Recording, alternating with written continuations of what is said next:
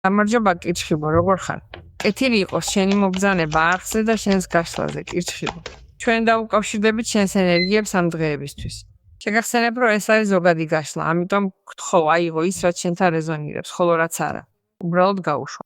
და გთხოვ, შეამოწმო შენი მთვარის და ასცენდენტის ნიშანი, რადგან ისინი გაჩვენებენ მეც, ვიდრე შესაძლოა მოვიდეს. შენს გაშლას დავიწყებ ფერიების. ბოდიში, ქალღმერთების გზავნილებით.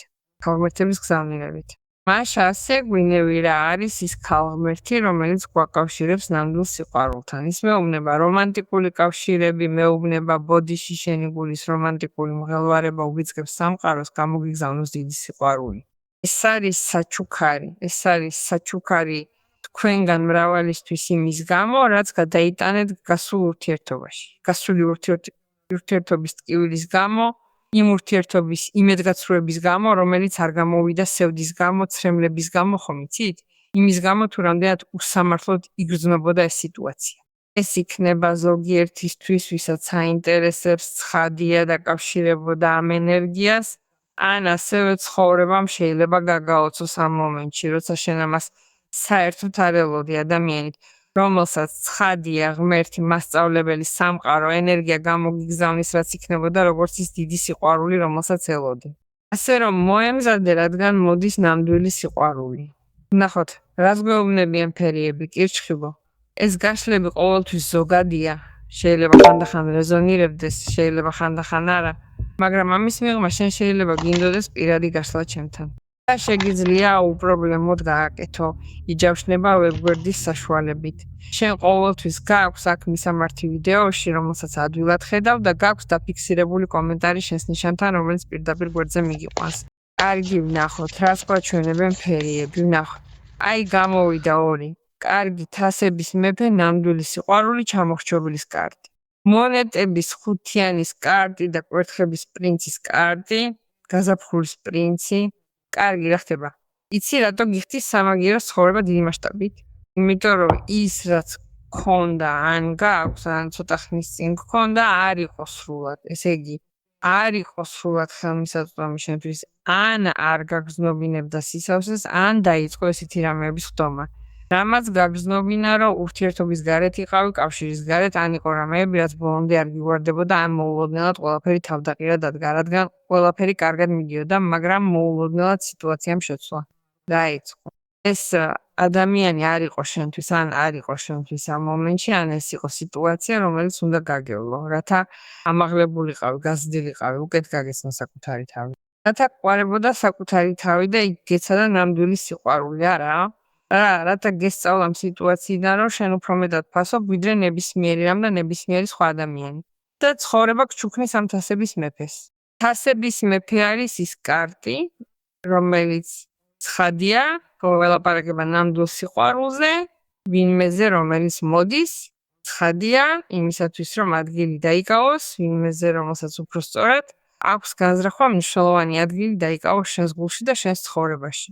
ემოციურად მომწიფებული ადამიანი, ერთგული სასიამოვნო და შეყვარებული, ვისი ნდობაც შეიძლება, ან შეყვარებული ქალი, რომელიც მოდის გულით ხელში და რომელიც ასევე სურს ჩაერთოს, ან დაგიკავშირდეს ღრმად ძალისხმევის გარეშე, რომ ყველაფერი მოხდეს, რომ ყველაფერი ბუნებრივად დაიბადოს. ასე რომ მოემზადე ძალიან ნამდვილი მოსიყვარულე და იმასთან შესაბამისი კავშირის მომენტებისთვის, რასაც იმსახურებ. რადგან აქ ოცნება სურვილი, ანუ ყველაფერი რაც დაკარგე არა, ოცნება სურვილი, დროფული სურვილი, ენერგია, მომენტები, განსაკუთრებით ისეთი რამეები, რაც აღარასდროს დაბრუნდება. იმიტომ რომ როგორც იტყვიან და შეიძლება კლიშედ ჟღერდეს, ფული მოდის და მიდის, მაგრამ არის რამეები, რასაც აღარასდროს დავიბრუნებ და მგონია რომ ცხოვრება გიხდის სამაგიეროს, დიდი მასშტაბით გიხდის სამაგიეროს ამით, რადგან ჩამოხრჩობილი არა მხოლოდ გიქმნის სასტიკ ტრანსფორმაციას პირად დონეზე, რაც ძალიან გაკავშირებს სულიერთან, გაგზნობინებს კარგი, უფრო სუფთად ენერგეტიკულად, შენი გონება იწყებს გაბრწყინებას. არამედ ხვდები, რომ ასევე ყველაფრისთვის, რაც გააკეთე, მთელი მსხვერპლისთვის და ყველაფრისთვის, რაც გადადე, ცხოვრება გიხდის სამაგიეროს დიდი მასშტაბით. მაშასადამე შენ აფასებ შენ ცხოვრებას სხვაგვარად, გაქვს სხვა ხედვა, გაქვს სხვა თვალსაზრისები, ან ხედავ სიტუაციას განსხვავებული კუთხით. შენ უფრო მომწიფებული, უფრო ორიენტირებული და განსაკუთრებით ასევე ცვლის სიტუაციის დანახვის ბევრ გზას, ან თუნდაც შენი ცხოვრების. და ხვდები, რომ ეს პაუზა, რომელსაც გადიოდი, არა? ეს პაუზა, რომელსაც ამბობ, როდის დადგება ჩემი ჯერი? ბოდიში. მაგრამ ეს შეიძლება იყოს ნებისმიერი ტიპის პაუზა, არა მხოლოდ ემოციური პაუზა, შეიძლება იყოს ეკონომიკური პაუზა, შეიძლება იყოს სამუშაო პაუზა, შეიძლება იყოს ოჯახური საკითხების პაუზა, არა? კარგი, როდის დადგება ჩემი ჯერი? კარგი, როდის დადგება ჩემი ჯერი სრულად? რადგან გითხარი არის მონეტების ხუთიანი. მე გრძნობ, რომ ის, რასაც იღებდი, არ ყოფნი და ძალიან ცოტა იყო, ან არ იყო ის, რაც გეკუთვნოდა. მაშინ შენ იღებდი მას გარკვეულ წერტილამდე. რადგან დადგა მომენტი, როცა უკვე აღარ გინდოდა მისი არჩევა, შენ გაემიჯნე. და ამან თავი ძალიან ცუდად გაგრძნობინა. ნებისმიერ გარემოებაში, სადაც შენ იღებდი იმაზე ნაკლებს, ვიდრე იმსახურებდი, მაშინ ცხოვრება ამბობს. საკმარისია, ეს უკვე არის, ის მსხვერპლი უნდა ანაზღაურდეს. მოდის დახმარება, მოდის სიტუაციები, რომლებიც გააძლევს საშუალებას გამოხვიდე ამ ცუდი მომენტიდან. ამიტომ ნამდვილი სიყვარული ავსებს შენს ენერგიას. ეს არის კარგი მომენტი, რომ დაიწყო სხვა მიმართულებით ყურება. იქნება ეს ურთიერთობით, ან ასევე დაიწყო იმის დანახვა, თუ როგორ იწყებ ცვლილებების შემჩნევას კონკრეტულად ფინანსურად. არ ვიცი, ეს კვერთხების რაინდი აცხადებს თუ არა რამეს, რაც დაკავშირებულია სამსახურთან, ან აიძულებს შენს სამუშაო სიმოძრაოს, ან აიძულებს გადალახო სიზნელი წარმატებით, ცხადია, რომელიც დაკავშირებულია ეკონომიკურ ნაკლებობასთან. მაგრამ შეიძლება ასევე იყოს ის, რომ გაჩნდეს სიურპრიზი იმ ადამიანის გამოჩენით, რომელიც ცხადია მაღალ დონეზეა დაკავშირებული შენთან. ეს არის რაღაც მოულოდნელი, ეს არის რაღაც, რასაც არ ელოდები და მით უმეტეს ამ ადამიანისგან. ახლა რა ხდება? მე ვგრძნობ, რომ ეს არის ვიღაც საკმაოდ ახალი ენერგიით, ეს არ არის ვიღაც, ვინც არის თქვენს ცხოვრებაში და ვისაც დაბრუნება სურს. შეიძლება იყოს, მაგრამ მე არ. მე მგონია, რომ თუ ასე კიჩხიბი სხვა მხარეს გაიხედავს, რადგან ის იღებს სხვა თვალსაზრისებს ერთი და იმავე სიტუაციის შესახებ და იცის და აცნობიერებს, რომ უკვე აღარ შეუძლია გააგრძელოს ცოტ-ცოტათი მიღება, არა? თუ აპირებს მიღებას, მიეცით ყველაფერი. მაშასადამე კარგი აქ ჩვენ ვსაუბრობთ სხვა ტიპის კონტექსტზე. კვერთხების რაინდი, უფრო სწორად, თასების მეფე, ხო? ეს ყველაფერთვის მზადაა, ხო? მაგრამ კვერთხების რაინდი შეიძლება იყოს ის, ვინც ვერ ეგუება, რომ შენ დაკარგა და შეიძლება მოდიოდეს და მიდიოდეს, სანამ შენ ამ თასების მეფესთან ნამდვილ და სრულ კავშირს იპოვი. შეიძლება იყოს, რომ ეს ადამიანი ან დამთხოვა, როცა შენ იწყებ შენი სასიყვარულო ცხოვრების მოწესრიგებას, გამოჩნდება. ნახოთ, რას გვეუბნებიან, რადგან კვერთხების რაინდი ბოდიში არის უთანხმოების მქონე, ის არის მარადიული უთანხმოების მქონე. კარგი, ძალიან ლამაზი ამბავი, რომელიც აგვარებს ფინანსურ პრობლემებს და რომელიც აიძულებს ყველაფერს სწრაფად განვითარდეს და ის, რაც დღეს იგრძნობა როგორც შეფერხებები და როგორც დაბრკოლებები გაქრეს ან დასრულდეს. შენ მოძრაობ ქარის სიჩქარით, ისე როგორც ცვლილებები მოძრაობენ შენ ცხოვრებაში. თვალისთვის აღარაფერი რჩება, ანუ გუშინდელისთვის, ეს არის დღევანდელისთვის, დღევანდელისთვის, დღევანდელისთვის, დღევანდელისთვის, არც ხვალისთვის და არც გუშინდელისთვის, დღევანდელისთვის. დღეს ჩვენ ვიწყებთ ამაზე მუშაობას. დღეს ჩვენ მოძრაობთ ამაზე. მოძრაობენ ქაღალდები, მოძრაობს ფული, მოძრაობს სამუშაო, მოძრაობენ ზარები, მოძრაობენ კომუნიკაციები, მოძრაობენ კლიენტები, მოძრაობენ ბევრი რამეები. მოქმედება ორიენტირებულია ეკონომიკურ პროგრესის შენთვის და ამავდროულად ასევე გაძლევენ რამეს, რაც მოგწონს, გაჯადოებს, აღგაფრთოვანებს და შენ ჩაერთვები. ეს არის ცხოვრების ახალი პერიოდი, სავსე პროდუქტიულობით, სავსე სიუხვით და განსაკუთრებით სავსე შესაძლებლობებით, რათა შენ შეძლო ახალი მოსავლის დათესვა ამ ადგილას. ამიტომ გხედავ ძალიან დაკავშირებულს ვიღაც ახალთან. იცი რა ხდება?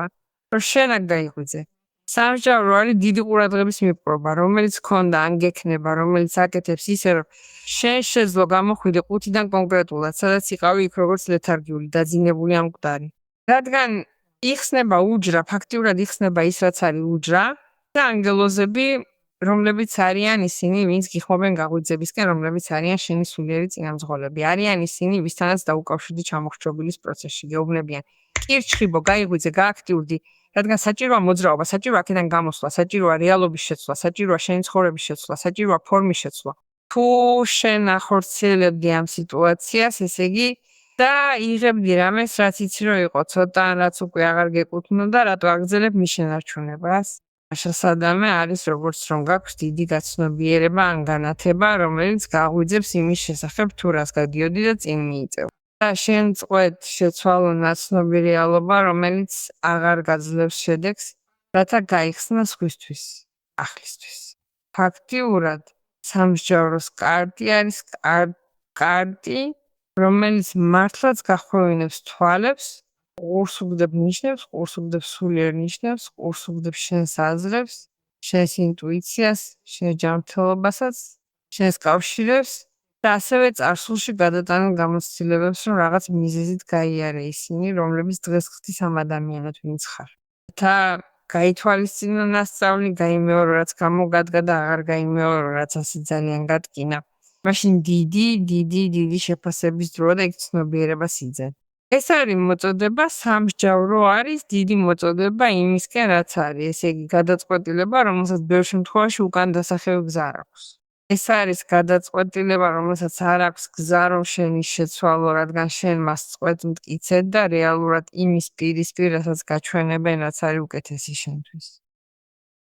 უკეთესია ეს, ბევრად უკეთესია მიიღო ეს იმისგან, რაც არის სრული ურთიერთობა, იმისგან, რაც არის სხვაგვარად შესრულებული სამუშაო, ან რომ დაგიფასონ, ან გადაგიხადონ სხვაგვარად, ან დაიწყო რამე, რასაც შენ აპირებ წამოიწყო იმ ფულის გადაწყვეტილებით, რომელიც ჩანს მონეტების პაჟის მეშვეობით, რომელიც ძალიან მოგწონს და რომელიც აიძულებს ყველაფერს იმოძრავს, არა?